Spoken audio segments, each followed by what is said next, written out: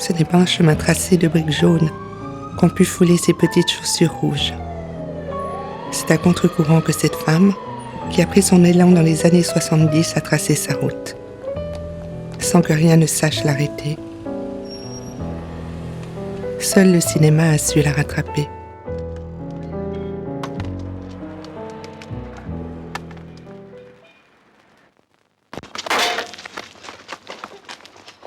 يا بنت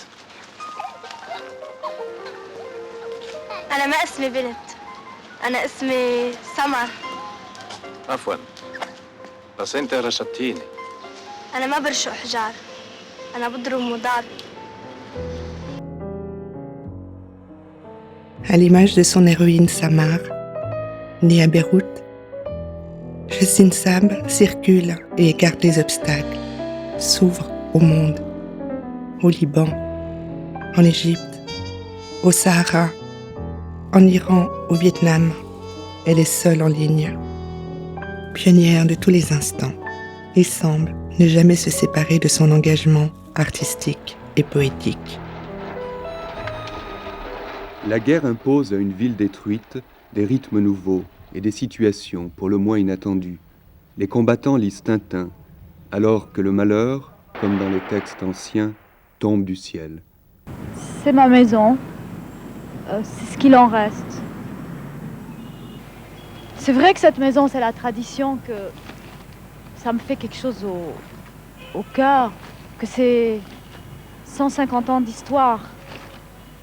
C'est mon identité aussi.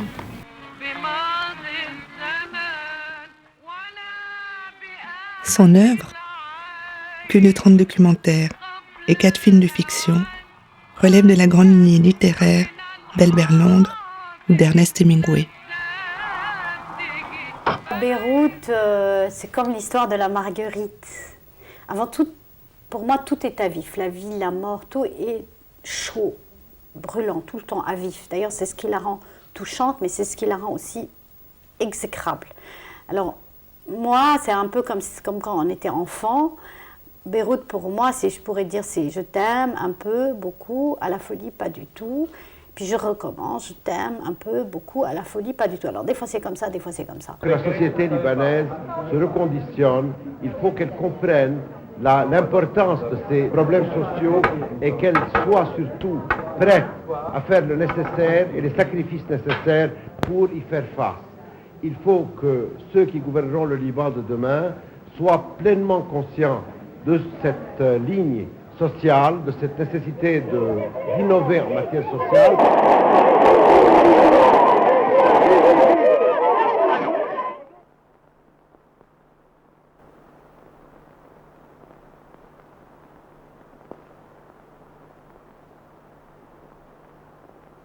L'émotion dans ces films ne provient pas juste de l'effet mémoriel, mais aussi de l'élégance formelle dont ces films font preuve.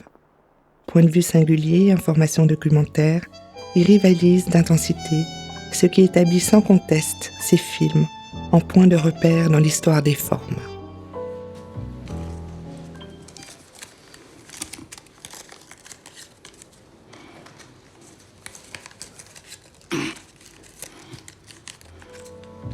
Engagée au service de ceux que l'on ne voit pas, déterminée à contrer tabous et manipulations politiques, elle fait fi de la censure.